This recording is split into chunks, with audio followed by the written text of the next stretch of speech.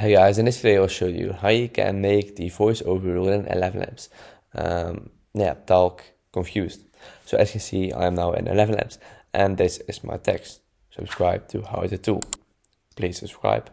But if you want this to be said in a confused way, we can do that. So what you need to do is you need to go to the beginning of the sentence. So before the word subscribe, and you need to type a bracket. As you can see, a bracket. What you need to do then is you need to type confused and again a bracket and a space, so it will look like this. So what will happen now when you tap on generate is the voiceover will read this whole text, so also the word confused, in a confused way.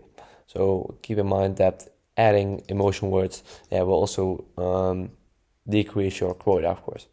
So what you also can do is adding multiple emotion words, so just like confused, scared, or confused, surprised. I know you can be very creative with that. You can play around with it, and I hope this video was helpful. If so, please subscribe to the channel, it means a lot, and I'll see you in the next video. Bye bye.